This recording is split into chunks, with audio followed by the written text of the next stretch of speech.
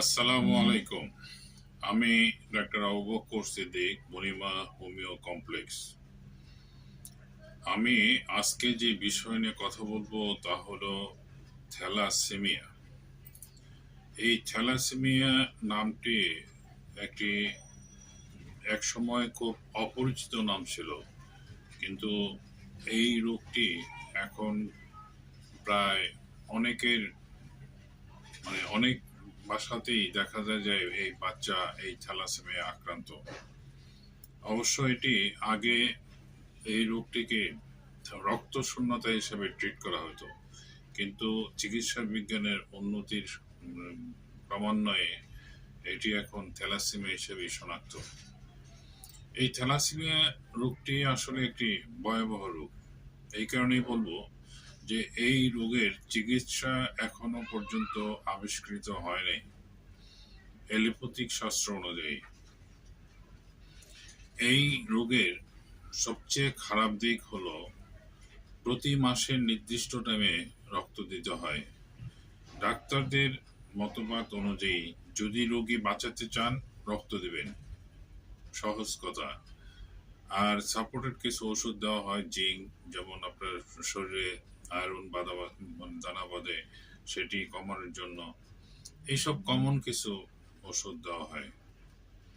এবং এই রোগটি আসলে কেন হয়, এই রোগটি বলতে আসলে কি বুঝি, এবং এই রোগটি হলে কি খাবার খাওয়া যেতে পারে, এবং এই রোগটির হোমিওপ্যাথিক চিকিৎসা আদৌ ভালো হয় কিনা, এই ব্যাপারেই আজকে আমি কথা বলবো। থ্যালাসেমিয়া হলো একটি ইনহেরিটেড ব্লাড ডিসঅর্ডার। ইনহেরিটেড হলো বংশানুক্রমিক। আমাদের দেহের রক্তের একটি গুরুত্বপূর্ণ উপাদান হলো লোহিত রক্তকণিকা বা রেড ব্লাড কর্পূসেল বা আরবিসি। এই আরবিসি এর মধ্যে সবচেয়ে গুরুত্বপূর্ণ কম্পাউন্ডই হলো হিমোগ্লোবিন। হিমোগ্লোবিনের কাজ হলো আমাদের দেহের অক্সিজেন ও কার্বন ডাই অক্সাইড ট্রান্সপোর্ট করা, অর্থাৎ ফুসফুস হইতে অক্সিজেন নিয়ে আমাদের দেহের বিভিন্ন কোষে সরবরাহ করা এবং কোষের নির্গত কার্বন ডাই অক্সাইড ফুসফুসের মাধ্যমে দেহের বাহিরে নির্গত করা। থ্যালাসেমিয়া সম্পর্কে বিস্তারিত জানতে হলে হিমোগ্লোবিনের গঠন সম্পর্কে জানতে হবে। হিমোগ্লোবিনের সেন্টারে থাকে হিমোকেল আর সাইটে থাকে গ্লোবিন চেইন। এই গ্লোবিন চেইন দুই ধরনের হয়, আলফা গ্লোবিন চেইন এবং বিটা গ্লোবিন চেইন। হিমোগ্লোবিন তৈরির জন্য আলফা গ্লোবিন চেইনের জন্য 4টি জিন দরকার, আর বিটা গ্লোবিন চেইনের জন্য 2টি জিন দরকার।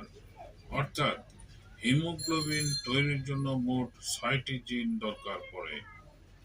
কোনো কারণে এক বা একাধিক জিনের ত্রুটি থাকে তবে হিমোগ্লোবিন তৈরিতে ব্যাঘাত সৃষ্টি হয়, অর্থাৎ কম হিমোগ্লোবিন তৈরি হয়।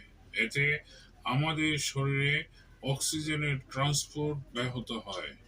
ঠিক এইভাবে আমাদের শরীরে থ্যালাসেমিয়া গ্রো করে বা ডেভেলপ করে। থ্যালাসেমিয়ার বিভিন্ন টাইপের হয়। যদি আলফা থ্যালাসেমিয়ার ক্ষেত্রে একটি জিনের ডিফেক্ট হয় তখন সেই থ্যালাসেমিয়াকে আমরা বলি সাইলেন্ট ক্যারিয়ার। যদি 2টি জিনের ডিফেক্ট হয় সেক্ষেত্রে বলা হয় আলফা থ্যালাসেমিয়া ট্রিট। যদি 3টি জিনের ডিফেক্ট হয় তখন তাকে বলা হয় হিমোগ্লোবিন এইচ ডিজিজ। আর যদি 4টি জিনের ডিফেক্ট হয় তখন তাকে বলা হয় হাইড্রোস্পিটালিস্ট বিটা থ্যালাসেমিয়া। এই বিটা থ্যালাসেমিয়ার একটি জিনের ত্রুটি থাকলে তখন তাকে বলা হয় বিটা থ্যালাসেমিয়া ট্রেইট বা মাইনর বা বাহক। যদি দুইটি জিনের ডিফেক্ট হয় তাহলে তাকে বলা হয় বিটা থ্যালাসেমিয়া ইন্টারমিডিয়া বা মেজর। থ্যালাসেমিয়া হলে শরীরের অক্সিজেনের মাত্রা আসলে কমে যায় বলে শরীর দুর্বল হয়ে যায়, হাড় ভঙ্গুর হয়ে যায়। থ্যালাসেমিয়ার আগেই বলেছি যে থ্যালাসেমিয়া একটি রক্তের রোগ। এই রোগে আমাদের রক্তের মধ্যে আছে লোহিত রক্তকণিকা, তবে তার মধ্যে আছে হিমোগ্লোবিন। এই হিমোগ্লোবিনের বংশগত ত্রুটির জন্য গ্লোবিন চেনের সমস্যা দেখা দেয়, আর তার ফলে হিমোগ্লোবিন খুব ভঙ্গুর হয়ে যায় বা ভেঙে যায়, এবং রক্ত যখন তৈরি হয় হাড়ের ভিতরের মজ্জা থেকে, তখন তৈরি হওয়ার সময় থ্যালাসেমিয়া রোগে আক্রান্ত রোগীদের রক্ত ভেঙে যায় এবং রক্ত স্বল্পতা দেখা দেয়, অর্থাৎ অ্যানিমিয়া দেখা দেয়। তখন এই রোগীদের বাঁচিয়ে রাখার জন্য রক্ত দিয়ে বাঁচিয়ে রাখতে হয়। রক্ত দিয়ে বাঁচিয়ে রাখতে গেলে যে সমস্যাটি দেখা দেয় তা হলো শরীরে আয়রন বা লোহার পরিমাণ বেড়ে যাওয়া। শরীরে এই বাড়তি লোহা বা আয়রন শরীরের বিভিন্ন অঙ্গে, যেমন হার্ট, লিভার এ জমা হয়, যার ফলশ্রুতিতে হার্ট ফেলিওর, লিভার ফেলিওর সমস্যা দেখা দেয়। বোন মেরু ট্রান্সপ্লান্ট মাধ্যমে এই সমস্যার সমাধান করা যায়, কিন্তু এই প্রসেসটি প্রচুর ব্যয়বহুল। মুষ্টিমেয় কিছু জায়গায় সম্পূর্ণ হয় এই টেস্টটি। একজন সুস্থ লোকের প্রয়োজন হয় এই বোন মেরু ট্রান্সপ্লান্টে। একজন সুস্থ লোকের বোন মেরু ম্যাচিং করলেই এই অপারেশন সম্ভব, নতুবা নয়। থ্যালাসেমিয়া বাহক বিবাহ বন্ধনে আবদ্ধ হলে তাদের যে বাচ্চা হবে তাতে 25% সম্ভাবনা থাকে থ্যালাসেমিয়া রোগে আক্রান্ত হওয়ার। একজন থ্যালাসেমিয়ার বাহক এবং একজন সুস্থ ব্যক্তি বিবাহ বন্ধনে আবদ্ধ হলে তাদের যে বাচ্চা হবে তাদের থ্যালাসেমিয়া আক্রান্ত হওয়ার সম্ভাবনা নাই বললেই চলে। যদিও হয়, তবে থ্যালাসেমিয়া বাহক হতে পারে। থ্যালাসেমিয়া বাহক একজন সুস্থ মানুষের মতোই জীবনযাপন করতে পারে, তাদের কোনো চিকিৎসার প্রয়োজন পড়ে না। বিয়ের আগে থ্যালাসেমিয়া আছে কিনা তা পরীক্ষা করে জেনে নেওয়া উচিত, তাহলে আর থ্যালাসেমিয়া রোগে আক্রান্ত বাচ্চা হওয়ার সম্ভাবনা থাকে না। এ ব্যাপারে আমাদের সমাজের প্রত্যেকেরই সচেতন হওয়া উচিত। তবে আমি মনে করি এ ব্যাপারে সরকারের যথেষ্ট ভূমিকা থাকা উচিত। বিয়ের আগে রক্ত পরীক্ষা বাধ্যতামূলক করলে থ্যালাসেমিয়া আক্রান্ত বাচ্চা জন্মগ্রহণ রোধ করা সম্ভব। যেহেতু থ্যালাসেমিয়া জিনগত রোগ, অর্থাৎ থ্যালাসেমিয়া বংশগত রক্ত স্বল্পতা জনিত রোগ, তাই বিয়ের আগে পাত্র-পাত্রীর রক্ত পরীক্ষা করে একজন রেজিস্টার্ড ডাক্তারের ক্লিয়ারেন্স সার্টিফিকেট নিয়ে বিয়ে সম্পন্ন হলে থ্যালাসেমিয়া আক্রান্ত বাচ্চা জন্ম নেওয়া প্রতিরোধ করা সম্ভব। এখন আমরা যে বিষয় নিয়ে কথা বলবো তা হলো থ্যালাসেমিয়া কত প্রকারের হয়। থ্যালাসেমিয়া সাধারণত 4 প্রকারের হয়, যেমন আলফা, বিটা, গামা ও ডেল্টা। আবার থ্যালাসেমিয়া রোগের ধরন অনুযায়ী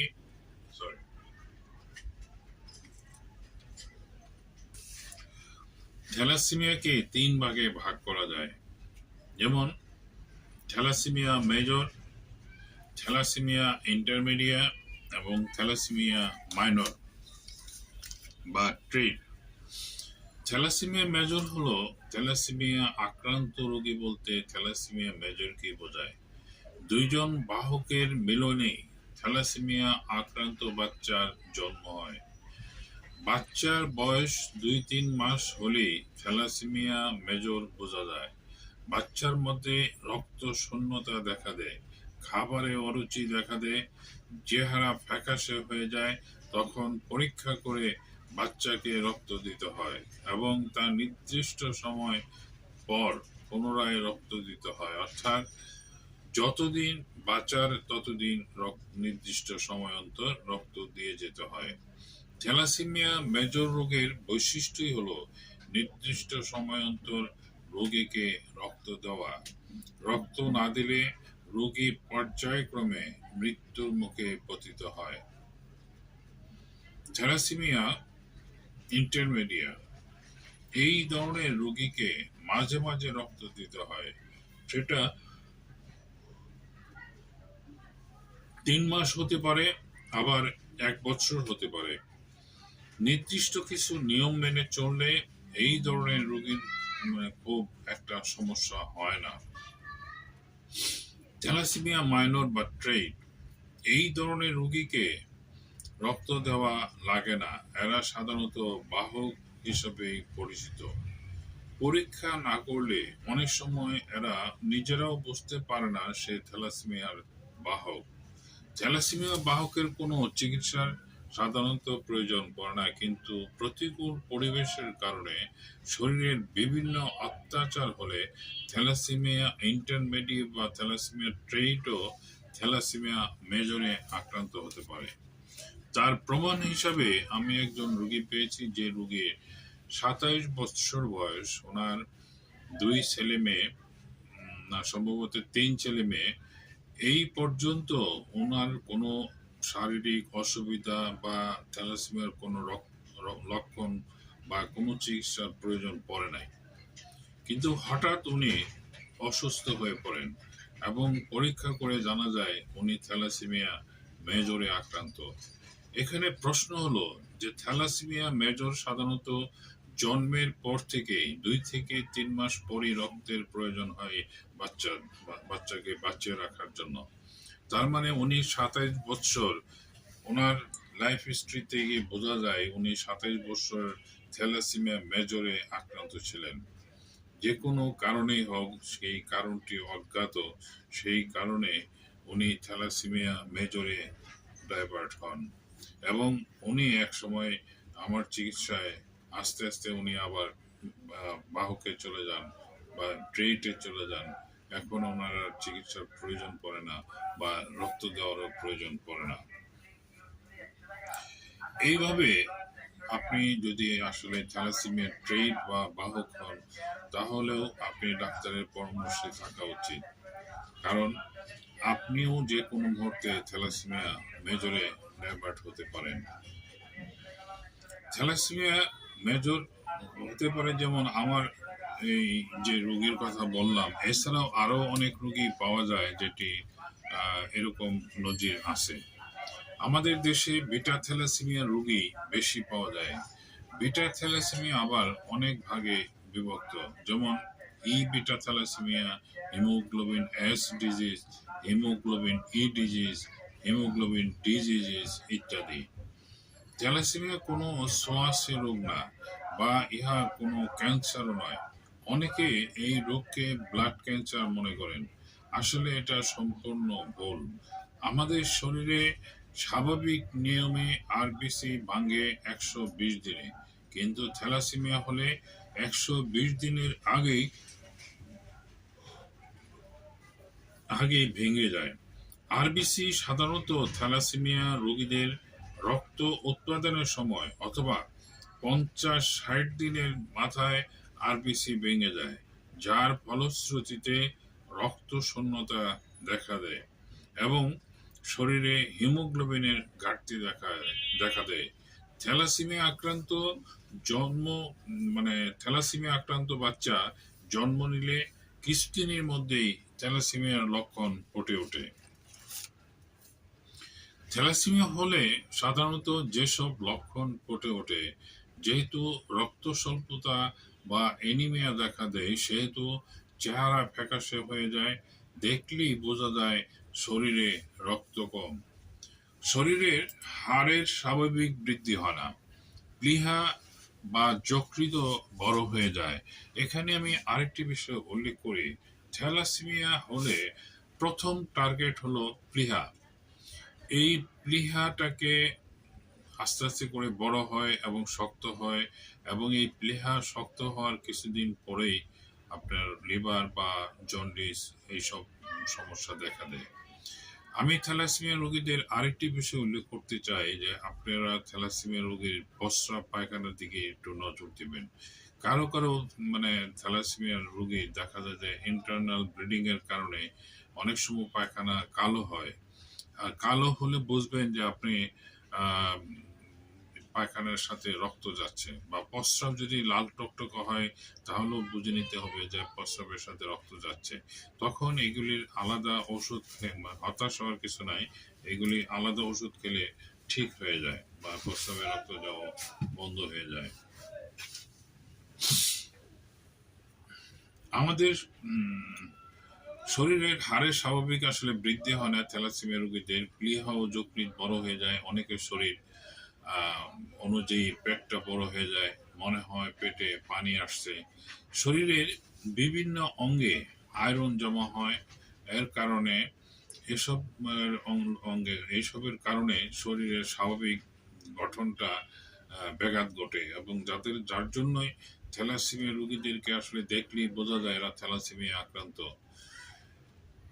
আরেকটি বিষয় হলো যে এই রোগটি অনেক দিন যখন এই থ্যালাসেমিয়ার রোগটি বহন করে, আপনি রক্ত দেওয়ার পরেও দেখা যায় যে তাদের শরীরের গঠনটা ঠিকমতো হচ্ছে না, মাথাটা বড় হয়ে যাচ্ছে, পেটটা বড় হয়ে যাচ্ছে, চেহারাটা হলুদে ফ্যাকাশে ভাব ফুটে উঠতেছে।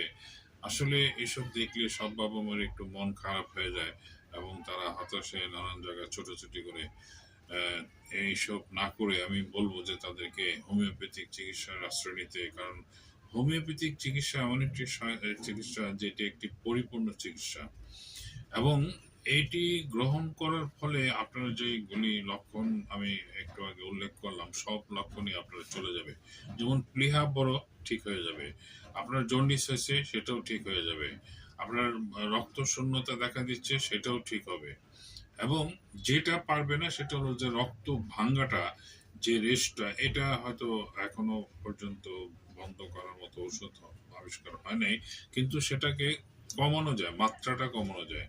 যেমন ধরেন আপনার রক্ত ভাঙতেছে 6, আপনার প্রোডাকশন হচ্ছে 5, ফলে কি আপনার ওই 1 মাইনাস হচ্ছে, মাস শেষে দেখা যায় আপনি রক্ত শূন্যতা দেখা দিচ্ছে। এখানে ওষুধ নিয়মিত খাওয়ার ফলে যে আপনার যে রক্ত শূন্যতা 5, সেটা রক্ত উৎপাদন সেটাকে আপনার 7-8 করা যায়। ফলশ্রুতিতে একসময় দেখা যায় যে আপনার রক্ত আর কমতেছে না, এবং আস্তে আস্তে করে আপনি একসময় দেখা যায় যে আপনার রক্ত যে হারে দিতেন, যেমন মাস শেষে রক্ত দিতেন, সেটা হয়তো মাস শেষে না দিয়ে 1.5 মাস পরে দিচ্ছেন, পরের মাসে 2 মাস পরে দিচ্ছেন। এভাবে অনেক রোগী, অসংখ্য প্রমাণ আছে যারা মোটামুটি রক্ত দিতেন প্রতি মাসে, তারা এখন 6 মাস পরে দেন, 3 মাস পরে দেন। এমনও রোগী আছে রক্ত দেওয়া লাগে না, এমনও রোগী আছে যাদের এখন 10-এর উপরে হিমোগ্লোবিন আছে, তাদের রক্ত দেওয়া প্রয়োজন পড়ে না। যেমন আমার এক রোগী দেখা গেল যে তাদেরকে আমি ওষুধ দিচ্ছি, ওষুধ দেওয়ার পরে হয়তো 6 মাস পরে উনি হিমোগ্লোবিন চেক করে দেখলেন যে ওনার 7.25 না কত এরকম। তো উনি আমার সাথে বললেন যে হ্যাঁ 6 মাস ওষুধ খাওয়ালাম, হিমোগ্লোবিন তো বাড়তেছে না। আমি বললাম যে 6 মাসে কি আগে 6 মাসে কি আপনার রক্ত দিচ্ছেন? না স্যার, আপনার তো ওষুধ খাওয়ার পর থেকে তো আমি রক্ত দিই না। তো এইটা আসলে রোগীর গার্জিয়ানরা বুঝতে একটু অসুবিধা হয় যে আমি যে ওষুধ খাওয়ার পরে আগে যেখানে প্রতি মাসে রক্ত দিতাম, সেখানে আমি এই 6 মাসে একবারও রক্ত দিলাম না, আমার হিমোগ্লোবিন কম হলো দেখে আপনি বেশ অসন্তুষ্ট হলেন। এটা আসলে একবার বুঝতে হবে যে ওষুধ খাওয়ার পর তো আপনি 6 মাস যে রক্ত দিলেন না, এটাই তো একটা বড় বোনাস। রক্ত দেওয়াটা তো কোনো ক্রেডিট না। আর রক্ত দেওয়া যে কতটুকু পেরেশানি, কতটুকু কষ্ট, এটা আসলে যারা দেয় তারাই বুঝতে পারে। কারণ গ্রুপ ম্যাচ করা, রক্ত কালেকশন করা, ডোনার কালেকশন করা, এইসব নানাবিধ অনেক জটিলতা আছে, যারা রক্ত দেয় তারাই আসলে ভালো বলতে পারবে। শরীরে স্বাভাবিক বৃদ্ধিটা এই থ্যালাসেমিয়ার কারণে হয় না। অনেক রোগীর মাথা বড় হয়ে যায়, অনেক রোগীর ডায়াবেটিস দেখা দেয়, অনেক রোগীর শরীরে বিভিন্ন গ্রন্থিতে পানি জমে, আবার অনেক রোগীর শরীর বা পেট পড়ে যায়। নির্দিষ্ট সময় অন্তর অন্তর বাড়তি আয়রন না বাহির করলে রোগীর অবস্থা খারাপ হতে থাকে। থ্যালাসেমিয়া রোগী অনেক সময় জন্ডিসে আক্রান্ত হন। এই জন্ডিসের থাকার কারণে শরীরের গ্রোথটা ঠিক মতো হয় না, শরীরটা ফ্যাকাশে দেখা যায়, প্লীহা ফুলে যায়, দাঁতের গোড়া দিয়ে রক্ত পড়ে, প্রস্রাবের রাস্তা দিয়ে রক্ত পড়তে পারে, মাসিক ঘন ঘন হতে পারে, হালকা জ্বর থাকতে পারে, প্রস্রাবের রাস্তা অনেক সময় প্রস্রাবের রাস্তাও ইনফেকশন হয়ে যায়, শরীরটা কালো রেশ উঠতে, শরীরে কালো রেশ উঠতে পারে। এইরকম নানা উপসর্গ দেখা দেয়।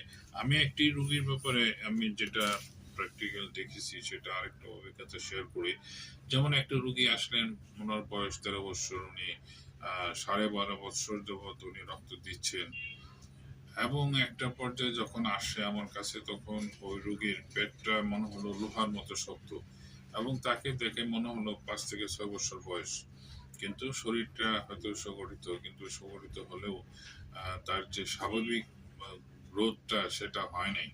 অথচ রক্ত দেওয়ার ব্যাপারে কোনো রকম কার্পণ্য করেন নাই, উনি নিয়মিতভাবে রক্ত দিয়ে আসছিলেন এবং একটা পর্যায়ে মাসে 4 বার রক্ত দিতেন। এই 4 বার রক্ত দেওয়া একটা গার্জেনের জন্য কতটুকু মানে ট্র্যাজেডি, সেটা আসলে বলা মানে আমি আসলে সঠিক ব্যাখ্যা করতে পারবো না, কারণ আমি এটার ভুক্তভোগী না। কিন্তু একবার চিন্তা করুন যে একটা লোক মাস্টারি করে তার চাকরিতে জয়েন করতে হয়, সংসারে অন্যান্য বাচ্চাদের দেখাশোনা করতে হয়, আর তাদের যে ফ্যামিলির যে খরচ সেটা বহন করতে হয়, আবার বাচ্চাকে 4 বার রক্ত দেওয়ার জন্য এই পিজি হাসপাতালে দৌড়াদৌড়ি করা, এটা আসলে ছোটা। এটা এমন একটা পর্যায়ে যে না পারে মায়া ছাড়তে, না পারে বন্ধ করতে, না পারে সহ্য করতে, না পারে অর্থনৈতিক সংস্থান করতে। এটা আসলে কঠিন, এটা চিন্তা করতেও কঠিন লাগে আসলে। আল্লাহ মাফ করুক যেন এই সমস্যাটি কারো না দেয়। আমি এখন বলবো থ্যালাসেমিয়া রোগীর খাবার তালিকা। এই থ্যালাসেমিয়া রোগীর আসলে কিছু খাবার মেনটেন করতে হয়, যেমন থ্যালাসেমিয়া রোগী রক্ত গ্রহণ যেমন আবশ্যক, ঠিক তেমনি খাবার গ্রহণের সতর্কতা অবলম্বন করতে হবে। প্রচুর ক্যালসিয়াম সমৃদ্ধ খাবার খেতে হবে যাতে হাড়ের গঠনটা সঠিকভাবে গঠিত হয় এবং মজবুত হয়। আয়রন চষে এবং এটি আয়রনকে চষে নেয়। প্রতিদিন প্রতিদিনের খাবার তালিকায় ভিটামিন ডি সমৃদ্ধ খাবার রাখুন, যেমন ডিম, মাছ ইত্যাদি। নিয়মিত খাবারের পর লাল চা বা গ্রিন টি পান করুন, যা রক্তের অতিরিক্ত আয়রনকে কমায়।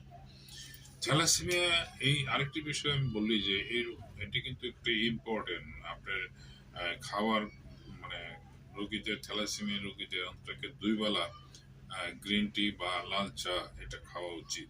এবং এতে আপনি যদি রক্ত নিয়ে থাকেন, যে বাড়তি জমা আয়রনটা, যেটা আমাদের খাবারের যে আয়রন সেটা যেভাবে অ্যাবজর্ব হয়, বাড়তি রক্তের আয়রনটা অ্যাবজর্ব করতে পারে না, যার জন্য ওটা শরীরে বিভিন্ন জায়গায় জমা হয়, এবং গ্রিন টিটা বা লাল চাটা খেলে সেই আয়রনটা আস্তে আস্তে মাত্রাটা কমিয়ে দেয়।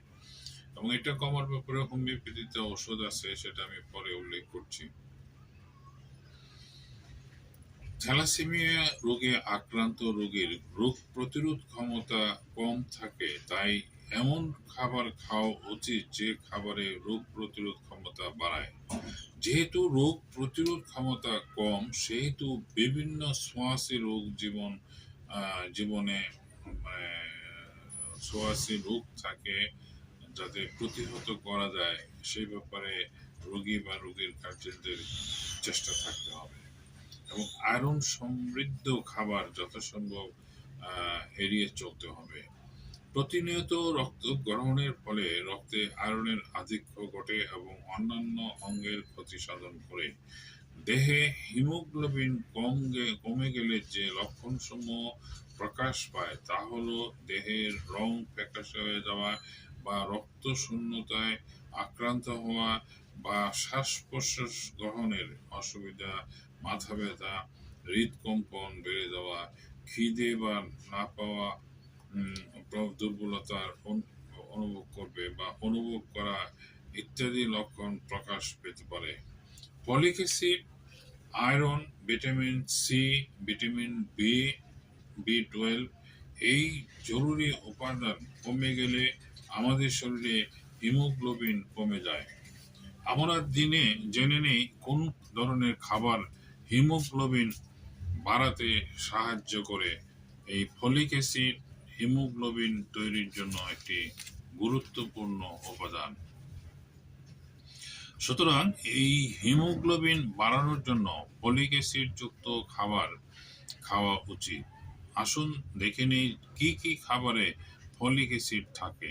প্রতিদিন খাবারের সাথে শাকসবজি খাওয়া উচিত, এতে প্রচুর পরিমাণে ফলিক অ্যাসিড থাকে। Chicken liver, mutton liver, broccoli, কলা, বাদাম, এইগুলি আমাদের ফলিক অ্যাসিড তৈরিতে যোগান দেয়। এগুলি নিয়মিত খেলে হিমোগ্লোবিন বৃদ্ধি পাবে। খেজুর, বেদানা, তরমুজ, আমলকি ইত্যাদি ফলগুলি নিয়মিত খেলে হিমোগ্লোবিন বৃদ্ধি পাবে। বিশেষ করে প্রতিদিন একটি করে আপেল ও বেদানা খেলে আমাদের শরীরে হিমোগ্লোবিন বৃদ্ধি পাবে। হিমোগ্লোবিন তৈরির জন্য ভিটামিন সি প্রয়োজন, তাই আমাদের পালং শাক বা ক্যাপসিকাম, লেবু ইত্যাদি খাবারগুলি খাওয়ার ব্যাপারে আগ্রহ থাকতে হবে। এবং পাকা পেঁপে, স্ট্রবেরি, আঙ্গুর প্রভৃতি ফল হিমোগ্লোবিন বাড়াতে সাহায্য করে। বিট ফলের রস খেলে হিমোগ্লোবিন বাড়ে। বিট ফলটি নিয়ে একটু কথা বলি, কারণ বিট ফলটি আসলে একটু খেতে একটু কষ্টকর।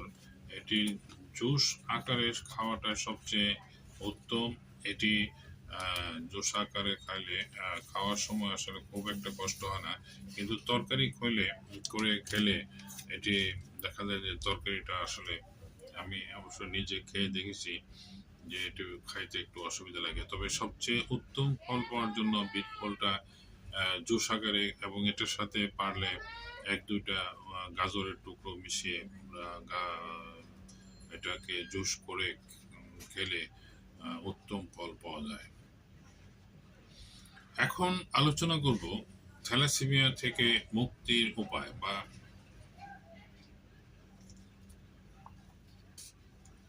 থ্যালাসেমিয়া থেকে আসলে কিভাবে মুক্তি পাওয়া যায়।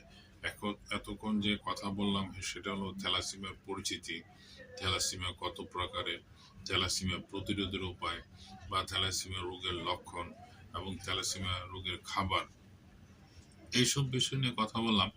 এখন যে বিষয় নিয়ে কথা বলবো তা হলো যে থ্যালাসেমিয়া রোগ থেকে মুক্তি পাওয়ার আদৌ কোনো উপায় আছে কিনা, বা সেটি থাকলে কিভাবে সম্ভব, সেই ব্যাপারে আমি কথা বলবো।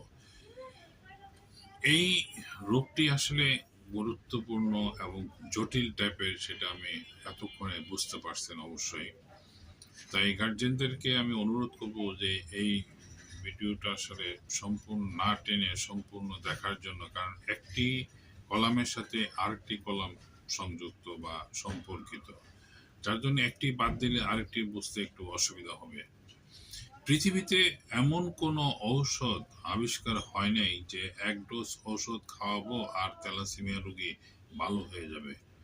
তাই ধৈর্য সহকারে কমপক্ষে 6 মাস থ্যালাসেমিয়া রোগীর লক্ষণ অনুযায়ী চিকিৎসা দিলে থ্যালাসেমিয়া মেজর রোগী ভালো হয়ে যাবে। অর্থাৎ থ্যালাসেমিয়া মেজর রোগী ট্রিটে বা ইন্টারমিডিয়েটে রোগ নেবে। ঔষধে বা চিকিৎসায় কোনো বিরতি দেওয়া যাবে না। নিয়মিত ঔষধ খাওয়াতে হবে এবং যে খাবার তালিকা সেটাও নিয়মিত মানতে হবে। কোনো অসুবিধা হলে ডাক্তারের সাথে পরামর্শ করতে হবে। নিয়মিত ঔষধ খাওয়ালে প্রতি মাসের নির্দিষ্ট তারিখ বা রক্ত ভরার তারিখ পরিবর্তন হবে। যেমন ধরুন আপনি 10 তারিখে রক্ত দিতেন বাচ্চাকে, কিন্তু নিয়মিতভাবে 1 মাস ঔষধ খাওয়ার পর দেখবেন 10 তারিখের পরিবর্তে সেটা 20 তারিখ বা 30 তারিখ এইভাবে সময় বৃদ্ধি পাচ্ছে। এই বৃদ্ধিটা আসলে আমি একটু আমার বাস্তব অভিজ্ঞতায় বলি যে অনেক গার্জেন আছে বাচ্চার দিকে সবসময় তাকিয়ে থাকে এবং তাকিয়ে তাকিয়ে দেখায় যে ওনার রংটা আসলে কি হচ্ছে না হচ্ছে। মানে তার মানে কি একটা নির্দিষ্ট টাইমে আসার সাথে সাথেই রক্ত যাওয়ার জন্য অস্থির হয়ে যান। কিন্তু আগে তো হিমোগ্লোবিন মাত্রা দেখবেন, তারপর ডিসিশন নেবেন রক্ত দেবেন কিনা। এমনও দেখা যায় যে নিয়ে গেছে, হয়তো দেখা গেল যে রক্ত কত সেটাও বলে নাই। তা রক্ত দেওয়ার পরে দেখা যায় যে রোগী জানতে পারলো যে তার বাচ্চার হিমোগ্লোবিন ছিল 8 কত সাম। এই পর্যায়ে আসলে আপনার রক্ত দেওয়ার কোনো প্রয়োজন নাই। আমরা আসলে 6-এর নিচে হলো ডেঞ্জারটা দূরে, 7 কিংবা 6.6 কিংবা 7 এই পর্যায়ে আসলে আমরা রক্ত দিতে বলি নতুবা বলি না। কারণ আপনাকে তো ওষুধ দেওয়ার পর আপনার শরীরকে চেষ্টা করতে হবে রক্ত তৈরি বৃদ্ধির জন্য। আর আপনি যদি শরীরে কিছু অভাব হলেই আপনি বাহির থেকে রক্ত দেওয়া শুরু করেন, তাহলে তো শরীর আপনাকে সেই পরিমাণ সাপোর্ট আপনাকে দেবে না। আর শরীর সবচেয়ে বড় কথা হলো যে আপনার বাচ্চা দুর্বল হচ্ছে না, সম্পূর্ণ সুস্থ, খাওয়া দাওয়া ঠিক মতো করতেছে, গ্রোথ হচ্ছে ঠিক মতো, তার মুভমেন্ট সব কিছু স্বাভাবিক, কোনো রকম কোনো অসুবিধা নেই, তাহলে আপনি রক্ত দেওয়ার জন্য অস্থির হবেন কেন? আপনার বাচ্চা সুস্থ আছে কিনা সেটা আগে খেয়াল করবেন। এটা আসলে আমি আপনাকে বোঝাইতে পারতেছি না, কিন্তু এখানে বুঝতে হবে যে বাচ্চার ভিতরে শরীরের রক্ত উৎপাদনটা বাড়াইতে হলে তাকে সুযোগ দিতে হবে, এবং অন্যান্য অসুখ বিসুখ যেটা যদি কোনো রকম দেখা দেয় সেটাও ডাক্তারের সাথে পরামর্শ করতে হবে। এবং সেটা পরামর্শ অনুযায়ী সবচেয়ে ভালো হয় যা আপনার বাচ্চা যখন রক্ত দেওয়ার প্রয়োজন হবে তখন আপনার পরীক্ষা করে ডাক্তারের সাথে পরামর্শ করবেন যে আমি রক্ত দেব কি দেব না। তখন আপনার বাচ্চার অন্যান্য সুবিধা অসুবিধা সব ডিটেল জেনে ডাক্তার হয়তো আপনাকে বলবে যে আপনার রক্ত দেওয়া প্রয়োজন না প্রয়োজন না। এটি আমি মনে করি সব গার্জেনের ডাক্তারের সাথে পরামর্শ করে রক্ত দেওয়া উচিত। যেমন আমি এটা বাস্তবতা থেকেই অনেক মানে গার্জেন সেটা করে বলে ব্যাখ্যা করে দিলাম, কারণ হলো যে তারা আহ, যারা রক্ত পড়ে তাদেরকে পরীক্ষা করার পরে 10-এর নিচে, তাদের যুক্তি হলো 10-এর নিচে থাকলেই রক্ত দিতে হবে। আর আমাদের যুক্তি হলো যে আমরা যেহেতু ওষুধ দিচ্ছি, আবার সব ধরনের পদের ওষুধ দিচ্ছি, যেখানে তার শারীরিক গ্রোথের ওষুধ দিচ্ছি, তার লিভার ঠিক রাখার জন্য ওষুধ দিচ্ছি, প্লেয়ার স্বাভাবিক হওয়ার জন্য ওষুধ দিচ্ছি, আপনার এই রক্ত প্রোডাকশন বাড়ার জন্য ওষুধ দিচ্ছি, রক্ত যাতে কম ভাঙে সেটার ওষুধ দিচ্ছি, প্রতিটা সাইটের ওষুধ যাচ্ছে, এবং এনার্জেটিক থাকার জন্য ওষুধ দিচ্ছি, পাশাপাশি রোগ প্রতিরোধ ক্ষমতা বৃদ্ধির জন্য ওষুধ দিচ্ছি। তো প্রতিটা সাইটের ওষুধ খাওয়ার পরে আপনি এত অস্থির হবেন কেন রক্ত দেওয়ার জন্য? আপনি একটু দেখেন আপনার বাচ্চা অসুবিধা আছে কিনা, সেটা মুভ করেন, তারপর আপনি ডিসিশন রক্ত। কারণ রক্ত দেওয়াটা আসলে কোনো বাহাদুরি বা সম্মানের কিছু না, এটা রোগীকে আসলে মানে বাঁচিয়ে রাখা। ন্যাচারালি রক্ত তৈরি হওয়ার চেয়ে ক্ষতিকর হলো রক্ত দেওয়া। অবশ্য রক্ত আমি না করতেছি না, কিন্তু রক্ত দিবেন সেটা রক্তর যে লক্ষণ আছে, যে লক্ষণগুলি কতগুলি কমন কিছু লক্ষণ আছে, সেটা হলো যেমন আপনার একটু জ্বর জ্বর বা জ্বর থাকে, বাচ্চা একবারে দুর্বল, চেহারা ফ্যাকাশ হয়ে গেছে, বাচ্চা সকালে ঘুম থেকে উঠতে পারে না, খাওয়ার রুচি চলে গেছে, কেন কেন করে, অসহ্য, ছটফট, অস্থিরতা, এইসব কিছু লক্ষণ উঠলে তখন বুঝবেন যে আপনার বাচ্চা রক্ত শূন্যতা দেখেছে। তখন আপনি ডিসিশন নেবেন যে না আপনার রক্ত দেওয়ার প্রয়োজন।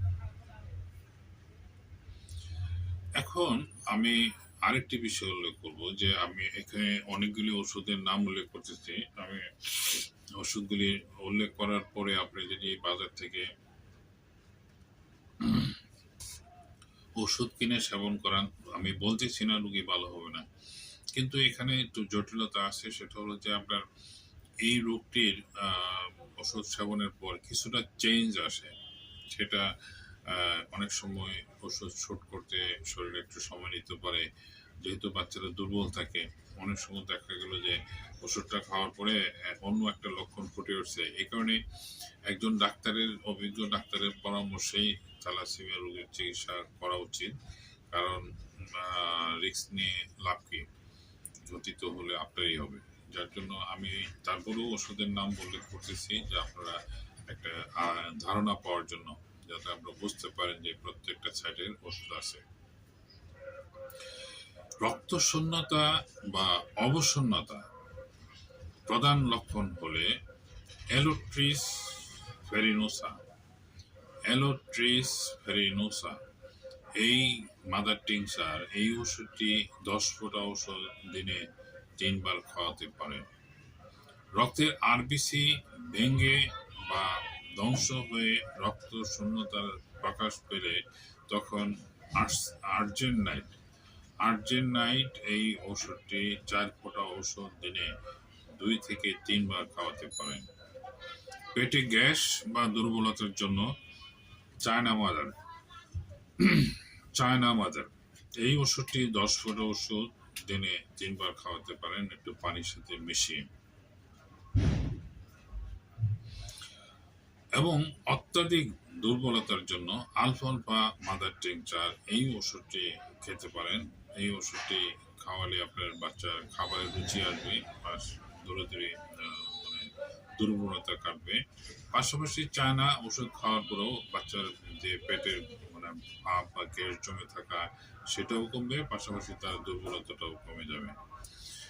এর জন্য আবার যে অন্যান্য যে লক্ষণগুলি আছে, যেমন এটা আসলে আপনার যখন চিকিৎসা নেবেন তখন আপনার বাচ্চার ডাক্তারের সাথে বর্তমান যে কি অসুবিধা আছে সেই লক্ষণগুলি আপনার খোলামেলা বলতে হবে যে আপনার বাচ্চার এই অসুবিধা আছে, সেটির জন্য আরো কি ওষুধ দেওয়া যেতে পারে। সেটি আসলে ওই লক্ষণ অনুসারে আপনাকে ডিসিশন নেওয়া হবে যে আপনার কি কি ওষুধ দেওয়া হবে। তারপরও আমি কমন ভাবে কিছু ওষুধ উল্লেখ করতেছি। যেমন থ্যালাসেমিয়া রোগীর পেশিতে খিঁচুনি বা টান ধরা বা যন্ত্রণা থাকলে বা দুর্বলতা থাকলে থাইরোডিনাম 3x এই ওষুধটি আপনি 5টি বড়ি দিনে 2 বার খাওয়াতে পারেন। লোহিত রক্ত কণিকার আকৃতি ঠিক না থাকলে বা আকৃতি ঠিক করার জন্য অ্যান্টিফাইরিনাম এই 2x এই ওষুধটি 4টি বড়ি দিনে 2 বার করে খাওয়াতে পারেন। বোন মেরু নষ্ট হওয়াকে বাধা দেয়, এর জন্য থায়োসিনামিনাম এই ওষুধটি 5টি বড়ি মুখে দিয়ে চুষে খাবে এবং দিনে 2 বার খেতে পারেন। লোহিত রক্তকণিকার অস্বাভাবিক বৃদ্ধিকে বাধা দেয় এবং থ্যালাসেমিয়া রোগীর প্লীহা শক্ত হওয়া রোধ করে, এর জন্য আর্সেনিক অ্যালবাম এই আর্সেনিক অ্যালবাম ওষুধটি 4 ফোঁটা ওষুধ দিনে 2 বার খাওয়াতে পারেন। পেশির যদি টান লাগে বা পেশি যদি হলদেটে হয়ে যায় বা জন্ডিস দেখা দেয়, বারবার জন্ডিসের সমস্যা দূর করে, এর জন্য এই ফসফরাসের একটি লক্ষণ হলো যে সিপসিপে গঠন বা শুকনো জীর্ণ এই ফসফরাস ওষুধটি 5 ফোঁটা ওষুধ দিনে 2 বার করে খেতে পারেন। থ্যালাসেমিয়া রোগীর অ্যানিমিয়া থাকলে, থ্যালাসেমিয়ার অ্যানিমিয়া ওষুধ যদিও একটি কমন রোগ, অর্থাৎ রক্ত শূন্যতা থাকলে এর জন্য অ্যাসিডাম বিউটিরিকাম এই ওষুধটি 5 ফোঁটা ওষুধ দিনে 2 বার খাওয়াতে পারেন অল্প পানির সাথে মিশিয়ে।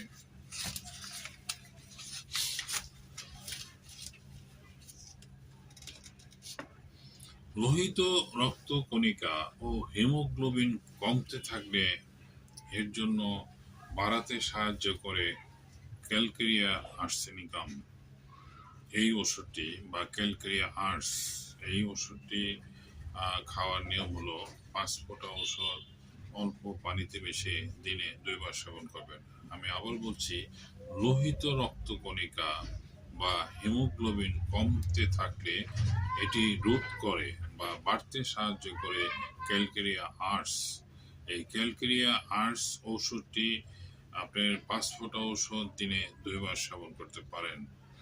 লোহিত রক্তকণিকার কাউন্টিং কমতে থাকলে এটি কাউন্টিং দ্বিগুণ করে, যেমন নেট্রাম কোকোডাইলিকাম এই ওষুধটি 5 ফোঁটা ওষুধ দিনে 2 বার সেবন করতে পারেন। রক্ত পাল্টানোর সময় সীমা বাড়াতে সাহায্য করে, লোহিত রক্তকণিকা নষ্ট হওয়া রোধ করে, এর জন্য লেকোসিস 200 এই ওষুধটি 5 ফোঁটা ওষুধ অল্প পানিতে মিশিয়ে দিনে 2 বার সেবন করতে পারেন। লোহিত রক্তকণিকা ও হিমোগ্লোবিন বাড়াতে কাজ করে ফেরাম মেটালিকাম বা ফেরামেট এই ঔষধটি ৫ ফোঁটা ঔষধ অল্প পানিতে মিশিয়ে দিনে ২ বার সেবন করতে পারেন। অ্যাসিটিক অ্যাসিড প্রসূতি রক্তশূন্যতায় ইহা কার্যকরী। বিভিন্ন রোগের কারণে রোগী রক্তহীন বা প্যাকাশে হয়ে থাকলে এই ওষুধটি খুবই উপযোগী। গ্লিসারিন সাংঘাতিক রক্তশূন্যতা ইহা সর্বশ্রেষ্ঠ ঔষধ। ইহার কার্যকারিতা অতিশয় উৎকৃষ্ট। বিশুদ্ধ গ্লিসারিন ১ চামচ বা পাতিলেবুর রস ২ চামচ এইভাবে মিশিয়ে প্রতিদিন দিনে ২ বার সেবন করতে পারেন। এর পরবর্তী যে ওষুধটি বলবো তা হলো গ্রাফাইটিস। রোগী বা রোগিনী দেখতে বেশ সুন্দর, মোটাসোটা, মোটেই বল পায় না, রক্তহীন, নখ মলিন, পাংশুবর্ণ, চোখের পাতা ভারী ইত্যাদিতে এই ওষুধটি কার্যকরী। ক্যালকেরিয়া ফস যে কোনো প্রকার রক্তহীনতা রোগের জন্য ক্যালকেরিয়া ফস খুবই ক্যালপস এই খুবই কার্যকরী একটি ঔষধ। এছাড়া BC1 বায়ো কম্বিনেশন বা BC1 হলো বা বায়োপ্লাজিন 1 বা রোগীর যে কোনো কারণেই রক্তশূন্যতা হোক না কেন এই ওষুধটি খুবই উৎকৃষ্ট একটি ঔষধ। আলফালফা রক্তশূন্যতা দুর্বলতায় ইহা কিছুদিন সেবন করলে শরীরের কর্মশক্তি বা বল শক্তি বৃদ্ধি পায়, দুর্বলতা দূর হয়, হজম শক্তি বৃদ্ধি পায় এবং ক্ষুধা বাড়ে। এই আলফালফা অবশ্য কয়েকটি ফর্মে পাওয়া যায়। জার্মানি শোয়েব কোম্পানির আছে, রেকোয়েক কোম্পানির আছে, ইন্ডিয়ান আছে, এরপর বাংলাদেশি তো আছেই এবং বিভিন্ন মাদার টিনচার ফর্ম এই ওষুধটি পাওয়া যায়। লেসিথিন মাদার বা 3X অনেক দিনের পুরনো রক্তশূন্যতায় এই ওষুধটি উপকারী। আর্জেন্ট নাইট আরবিসি ভাঙ্গার ফলে যে দুর্বলতা আসে তা কাটার জন্য আর্জেন্ট নাইট ওষুধটি কার্যকরী।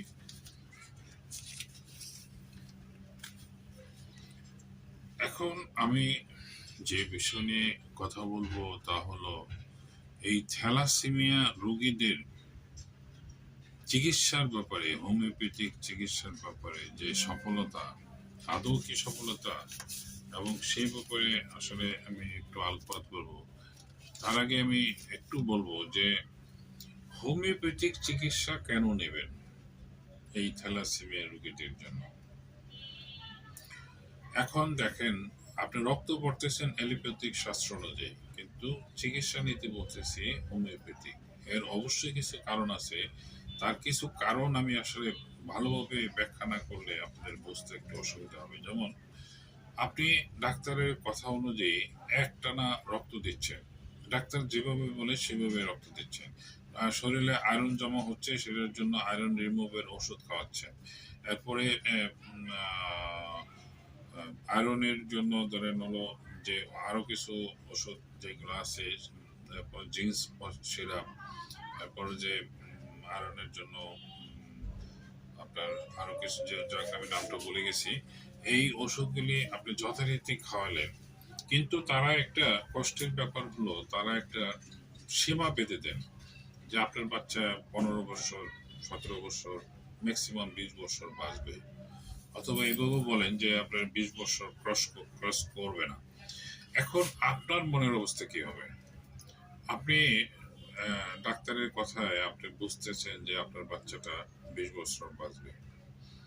এটা অবশ্য বলার তাদের কিছু কারণ আছে। কারণ হলো যে রক্ত দেওয়ার পরে অন্যান্য অর্গান বেঁচে থাকে, কিন্তু অন্যান্য অর্গানগুলি সেগুলি আসলে পরিপূর্ণতা পায় না। এটার আরেকটি কারণ আমি বলি যে আমাদের সুস্থ থাকার জন্য রক্তের হিমোগ্লোবিনের মাত্রা 10-এর উপরে থাকা উচিত। এতে আমাদের যে হিমোগ্লোবিন যে অক্সিজেন সরবরাহ করে সেটা 10-এ থাকলে যা হয় 5 বা 6-এ থাকলে কিন্তু তার অর্ধেক হচ্ছে। তার মানে কি আপনার দীর্ঘদিন এই অর্ধেক থাকার ফলশ্রুতিতে আপনার যে শরীরের গঠন যেটা হওয়া উচিত সেটা কিন্তু হচ্ছে না। এই যে হচ্ছে না সেটা দীর্ঘদিন একটা পর্যায়ে দেখা যায় যে আপনার বয়স হয়েছে হয়তো 15 বছর, কিন্তু দেখা যায় 5-6 বছরের মতো, 7-8 বছরের মতো, এবং সবকিছুই মানে অপরিপক্ক। মাথাটা বড়, পেটটা বড়, লোহার মতো শক্ত, জন্ডিস, চোখ হলুদ, ফ্যাকাশে চেহারা, এবং দুর্বলতা, শ্বাস নিতে পারে না, লিভার শক্ত, নানান রকম জটিলতা, মানে পায়খানা করতে পারে না, প্রস্রাবে রক্ত যায় বা পায়খানা রাস্তা রক্ত যায়, নানান রকম জটিলতা দেখা দেয়, যার ফলশ্রুতি একসময় মৃত্যু। এখন যদিও কথাটা বলতে আমার খুবই কষ্ট লাগে, কিন্তু তারপরেও আমি বলবো যে এটা আসলে খুবই ট্র্যাজেডি একটি সত্য ঘটনা। কিন্তু হোমিওতে আসেন, শুরু থেকে যদি আমরা হোমিওপ্যাথিক শাস্ত্র অনুযায়ী চিকিৎসা করেন, তাহলে আপনার যে অসুবিধাগুলি যেগুলো বললাম, এগুলি কিন্তু একটাও থাকবে না। এই কারণেই থাকবে না কারণ আপনার প্রতিটা সেক্টরের ওষুধ দেওয়া হচ্ছে, প্লেহারটাকে স্বাভাবিক করার ওষুধ দেওয়া হচ্ছে, আপনার খাবারের, বাচ্চার খাবারের রুচিটা যাতে সুন্দর থাকে তার ওষুধ দেওয়া হচ্ছে, জন্ডিস যাতে না হয় সেটার ওষুধ দেওয়া হচ্ছে, হিমোগ্লোবিন প্রোডাকশনটা যাতে বাড়ে এর জন্য ওষুধ দেওয়া হচ্ছে, আপনার রক্তটা যাতে কম ভাঙে, আমি তো ওষুধের নাম উল্লেখ করছি, সেই ওষুধ দেওয়া হচ্ছে। এরপর আপনার স্বাভাবিক গ্রোথটাকে ঠিক রাখার জন্য আপনার যেমন সোয়েব কোম্পানির আলফালফা কিংবা যে কোনো দেশেরই আলফালফা সিরাপটা দিই, যেটা আপনার শারীরিক রোগ প্রতিরোধ ক্ষমতা বৃদ্ধি করে, বলবর্ধক করে, বা শরীরের গ্রোথটা ঠিক রাখে, ব্যালেন্স ঠিক রাখে। এর পাশাপাশি আপনার শিশুর বা আপনার বাচ্চার যে কোনো লক্ষণের চিকিৎসা হোমিও শাস্ত্র অনুযায়ী সম্ভব, এটা আপনার বিশ্বাস করতে হবে। অনেক সময় আমি নিজেও অবাক হয়ে যাই, দেখা গেল যে একটা রোগীর বড় ভাই ডায়াবেটিসে আক্রান্ত, এবং এবং দেখা যায় যে উনি হাঁটুতে একটা পড়ার জন্য একসময় পাটা 3 থেকে 4 বার কাটার পরে একসময় তার মৃত্যু। তারই ছোট ভাই সেই ডায়াবেটিসের রোগী, এবং পায়ের একটা জায়গায় পোড়া হয়েছিল প্রায় 2 বছর আগে। সেই পোড়াটার জায়গাটা যখন আমার কাছে আসে তখন দেখি যে টোটাল প্রায় 6 ইঞ্চি জায়গা কালো হয়ে গেছে। তার মানে কি, কালো হওয়াটা মানে এটার নিচের কোষগুলি মৃত হয়ে গেছে, এবং মৃত হয়ে আস্তে আস্তে এটা আপনি পর্চনের পর্যায়ে চলে গেছে। ওনাকে আমি 3 মাস চিকিৎসা করলাম, পোড়াটাও সম্পূর্ণ শুকিয়ে যায় এবং কালোটাও ভালো হয়ে যায়। এতে কিন্তু আমি নিজেও একটু সারপ্রাইজড হয়ে যাই যে আসলে আমরা এই পড়াশোনা করার আগে আমরাও কিন্তু, আমি নিজেও কিন্তু এত এত ডিটেলস জানতাম না, বা এটার যে একটা আছে মানে অলৌকিক ক্ষমতার মতো কাজ করে সেটা আমরা নিজেও বিশ্বাস করতাম না। কিন্তু এখন বাস্তবে প্র্যাকটিক্যাল রোগীর চিকিৎসা করতে গিয়ে দেখি। এই কারণে আবারও বলতেছি যে আসলে আপনার শরীরের যে কোনো লক্ষণের চিকিৎসা হোমিও শাস্ত্র অনুযায়ী সম্ভব। যার দরুন আপনি এই আপনার বাচ্চার যে জটিল রোগের যে সমাধান, সেই সমাধানের যত ধরনের সমস্যা আছে সব কিছুর চিকিৎসাই হোমিওতে সম্ভব। তো আপনি শুরু থেকে হয়তো বা আপনার মাসে একটা টাকা খরচ হবে, কিন্তু খরচ হলেও আপনি তো একটা নিশ্চিত লাইফ পাচ্ছেন। আপনি ওই এলোপ্যাথিক শাস্ত্র অনুযায়ী নির্দিষ্ট টাইমে মৃত্যু ঘোষণা পাচ্ছেন না। আপনার বাচ্চার তখন হলো, আমি বলতেছি না যে এত বছর বলবো, আমি বলতেছি ওনার আয়ু যতদিন আছে ততদিন বাঁচবে এবং সুস্থ হবে। একজনের মৃত্যু তো কেউ ঠেকাতে পারবে না, কিন্তু অন্য 10টা বাচ্চা যেভাবে বড় হচ্ছে, যে রেশিওতে খাবার খাচ্ছে, যেভাবে পড়াশোনা করতেছে, আপনার বাচ্চা তার চেয়ে কোনো অংশ কম থাকবে না, এইটুকু নিশ্চয়তা আমি দিতে পারি। কারণ আমার চিকিৎসাধীন অনেক রোগী আছে যারা এখন কলেজে পড়ে, এমন রোগী আছে যারা প্রতি মাসে রক্ত দিত, এখন আর রক্ত দেওয়া লাগে না, এমন রোগী আছে যারা প্রতি মাসে রক্ত দিত, এখন 6 মাস পর পর দেয়। আবার এমন রোগী আছে, এক মহিলা রোগী আছে দেখা গেল থ্যালাসেমিয়া আক্রান্ত ছিল, তিনি সুস্থ হওয়ার পরে আবার পরবর্তীতে বাচ্চা প্রসব করছেন, এবং বাচ্চা এবং মা দুজনই সুস্থ আছেন। এইগুলো অহরহ অনেক প্রমাণ আছে।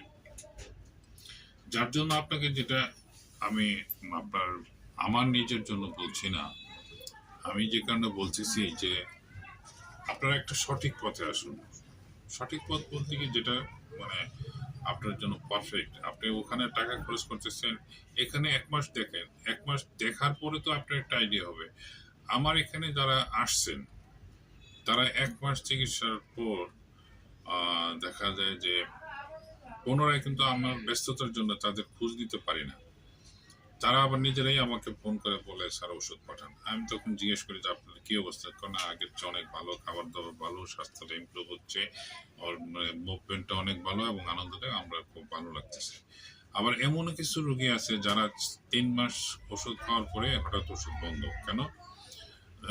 আসলে তারা ওরকম তাদের মন মতো রেজাল্ট পাচ্ছেন না। কিন্তু আবার 6 মাস পরে ওই রোগী আবার আসেন, আসার পরে দেখেন বল স্যার বাদ দিয়েছিলাম, কিন্তু দেখছি যে ওষুধ খাওয়া অবস্থায় ভালো ছিলাম, এখন আবার শুরু করতে চাই।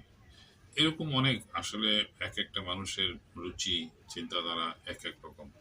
একটা মানুষ আরেকটা মানুষের সমান হবে বা আমার মতো হবে এটাও বলা ঠিক না।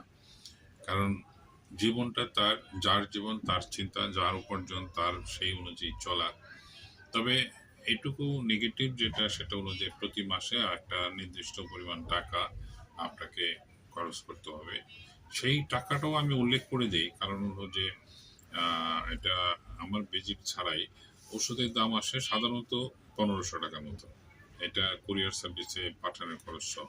কিন্তু এর সাথে যদি আপনার যদি বলেন যে জার্মানির সব ওষুধ আমার একেবারে সঠিক, মানে জার্মানির ওষুধ একেবারে এক কোয়ালিটির দেন, তাহলে দাম বেশি আসবে, এটা আপনি নিজেও বুঝেন। আবার এখানে যদি আরো কিছু নতুন রোগ যোগ হয়, যেমন তার জন্ডিস আছে, প্লেহা পড়ে গেছে, এই জন্য কিছু কিছু আলাদা কিছু ওষুধ দিতে হয়, তখন এটা বৃদ্ধি পায়। বৃদ্ধি পায় হয়তো 2200-2300 টাকার মতো। একটা জাস্ট আপনাদেরকে একটা আইডিয়া দেওয়ার জন্য আমি এই খরচটা উল্লেখ করলাম। এটা অবশ্য কুরিয়ার সার্ভিসে পাঠানোর খরচ সহ। এই কারণে হলো যে আপনারা আসলে থ্যালাসেমিয়া আক্রান্ত হওয়াটা খুবই একটা এখানে আপনার করার কিছু নাই, বা বাচ্চারও তো আর করার কিছু থাকে না। যেহেতু হয়ে যায় তখন তো সেটার মোকাবেলা করতে হবে। সেটা মোকাবেলা হতাশ না হয়ে সঠিকভাবে সঠিক পথে আগান, অবশ্যই ভালো রেজাল্ট পাবেন, এটুকু নিশ্চয়তা দিতে পারি। আর সবচেয়ে যে বিষয়গুলি সেগুলি হলো যে এখানে থ্যালাসেমিয়া রোগীর মাদেরকে একটু কষ্ট করতে হয়, কারণ নিয়মিত ওষুধটা খাওয়াতে হয়, প্রায় 1 ঘন্টা পর পর হয়তো ওষুধ দিতে হয়, এবং 2-3 দিন পরে আপনার চেঞ্জটা বুঝতে পারেন। আমি বলতেছি না 1 মাস ওষুধ খাওয়ার পর বুঝতে পারবেন, আপনি 3 দিন পর থেকেই, যে বাচ্চা ওষুধ খাচ্ছে 3 দিন পর থেকেই আপনার পরিবর্তনটা আপনার চোখে পড়বে। যেমন তার খাবারের রুচি আসবে, তার মুভমেন্টটা ভালো লাগবে, তার যে ঝিমুনি ভাবটা সেটা চলে যাবে, এবং তার যে ঘুম হতো না, হয়তো ছটফট করতো, সেটা ঘুমটা ভালো হবে, এবং তার প্রস্রাব পায়খানা যদি সমস্যা ছিল সেটাও আস্তে আস্তে ঠিক হয়ে যাবে, এবং তার যে ভিতরে যে উচ্ছলতা সেটা আসবে। তবে এখানে আরেকটি বিষয় যে অনেকে আছে গিয়ে মানে 50% মাইনাস হওয়ার পর আসে, তখন কিন্তু 50% মাইনাস হওয়া বলতে কি, যেমন একটা রুগী এক মসজিদের মসজিদ, উনি যখন আসেন তখন ওনাকে আসলে যে কেউ রাস্তায় হাঁটলেও উনিকে বলে দিতে পারবে যে উনি থ্যালাসেমিয়ার রুগী, কারণ চেহারাটা হলুদ, পেটটা জাস্ট একটা ফুটবলের মতো গোল, এবং চোখটি কেমন একটা ভাসা ভাসা চোখ, মানে চোখটি মনে হয় যেন ভিতরে একটা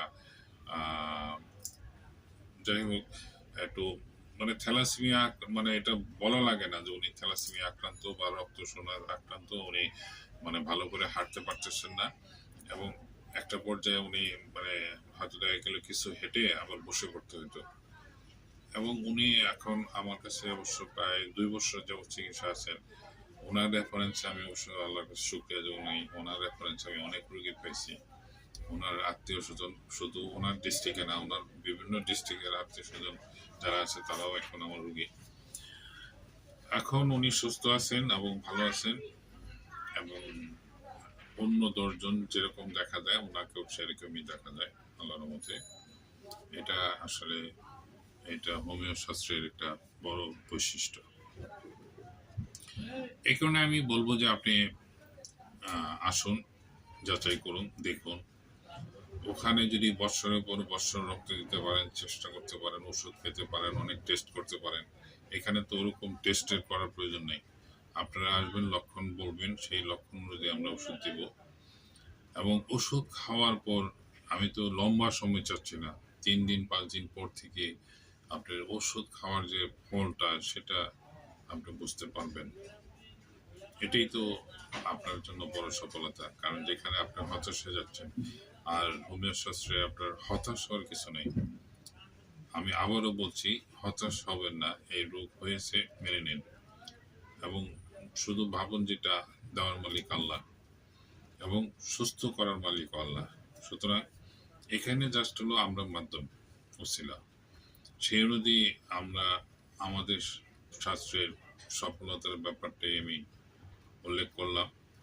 এবং যারা এই ভিডিওটা একটু লম্বা হয়ে গেছে তারপরেও আমি বলতেছি যে আপনারা আপনাদের বাচ্চাদেরকে হোমিওপ্যাথিক চিকিৎসা অনুযায়ী চিকিৎসা করান। আর আমার সাথে পরামর্শ করতে চাইলে আমার মোবাইল নাম্বার 01733162976। এই নাম্বারটি আসলে ডাক্তার আবু বকর সিদ্দিক সেভ করলে এই নাম্বারটি হোয়াটসঅ্যাপ ইমো দুইটাই পাবেন। তখন যারা দূরের রোগী, যারা আসতে পারে না, তাদের জন্য হয়তো বাচ্চার ভিডিও কল বা বাচ্চার ভিডিও করে বাচ্চার ছবি বা কি কি প্রবলেম হচ্ছে সেগুলা, কারণ অনেক বাংলাদেশে বিভিন্ন প্রান্ত থেকেই রোগী আসে, কিন্তু অনেক জায়গায় আছে অনেকে ব্যস্ত থাকেন, আসতে পারেন না। তো আর বিকল্প হিসাবে দেখা যায় যে আপনি হোয়াটসঅ্যাপ ইমোতে আপনার বাচ্চার একটা ভিডিও করবেন এবং বাচ্চার পেটের একটা ছবি দেবেন, চোখের একটা ছবি দেবেন, জিব্বার একটা ছবি দেবেন এবং পাশাপাশি আপনার দাঁড়ানো অবস্থায় তার স্বাভাবিক একটা ছবি ছবি দেবেন। আর অন্যান্য কাগজপত্র যে পরীক্ষা নিরীক্ষা করেছেন সেগুলোর ছবি দেবেন। আর দ্বিতীয়ত হলো যে আপনাদের বর্তমান অসুবিধাগুলি সেগুলো লিখে দেবেন। এতে কি হবে, আমার একটা আইডিয়া হবে এবং সেই অনুযায়ী আমি আপনাকে ওষুধ কুরিয়ার আপনার অ্যাড্রেস দিতে গেলে আপনার নাম, মোবাইল নাম্বার, থানা, জেলা এটি উল্লেখ করবেন এবং হোয়াটসঅ্যাপের মধ্যে দিয়ে রাখলে আমি যখন আপনার ওষুধটা রেডি করবো এটি এখানে লিখে আপনার কুরিয়ারে পাঠিয়ে দেবো এবং সেখানে আপনার কন্ডিশনে আপনার ওখান থেকে পেমেন্ট দিয়ে ওষুধ পেমেন্ট দিয়ে আপনার দিতে পারবেন। আপনার আসলে অনেক কথাই বললাম, এর জন্য দুঃখিত। আজকে আমি থ্যালাসেমিয়া নিয়ে কিছু জাস্ট একটু ধারণা দেওয়ার চেষ্টা করলাম, এর চিকিৎসার ব্যাপারেও কিছু কথা বললাম এবং এটি কেন হোমিওপ্যাথিক চিকিৎসা নেবেন সেই ব্যাপারে আমি জোর দিলাম যে এটা আসলে অনেকেই আছেন যাদের সামর্থ্য আছে এবং তারা ম্যাক্সিমাম দেখা যায় তারা এলোপ্যাথিক শাস্ত্র অনুযায়ী তারা হাঁটে, কিন্তু এক সময় যখন বৎসরের পর বৎসর চলে যায় তখন হতাশ হওয়ার পরে কিন্তু যখন হোমিওতে আসতে চান কিন্তু আসলেও তখন দেখা যায় অনেক সময় নষ্ট হয়ে যায় এবং এই বাচ্চার যে গঠনটা চেঞ্জ হয় সেটাকে স্বাভাবিক করতে প্রায় 5-6 মাস চলে যায়। যার জন্য এটা শুরু থেকেই ডিসিশন নেওয়া উচিত। কারণ যেমন ফেনীতে একটা রোগী আছে যে এখন বাচ্চার হিমোগ্লোবিন হলো 10, আমি লাস্ট রিপোর্ট হলো 10.25। ওনার রেফারেন্স আমি অনেক রোগী পেয়েছি, ওনার কাছে শুকরিয়া প্রকাশ করি, আল্লাহর কাছে শুকরিয়া প্রকাশ করি এবং উনি এখন থ্যালাসেমিয়া পারপাসে ওষুধ খাওয়ার প্রয়োজন পড়ে না, জাস্ট ওনাকে এই সর্দি কাশি কিংবা একটা সুস্থতার জন্য কিছু ওষুধ হয়তো আমি ওনাকে প্রতি মাসে পাঠাই, জাস্ট হলো একটা অবজারভেশনে রাখা আর কি। তো ঠিক আছে, ভালো থাকেন। আসলে আপনার অনেক বিরক্ত করলাম। আমার ভিডিও দেখার জন্য আপনাকে অবশ্যই ধন্যবাদ জানাচ্ছি। যদি আপনার ভিডিওটা সামান্য উপকারে লাগে তাহলে আমাকে লাইক দিয়ে রাখবেন এবং সাবস্ক্রাইব করে রাখবেন। আপনাদের কাছে দোয়া চেয়ে আমি আজকে এখানে শেষ করছি। আপনাদের সুস্থতা কামনা করে আল্লাহ হাফিজ। ভালো থাকুন, সুস্থ থাকুন।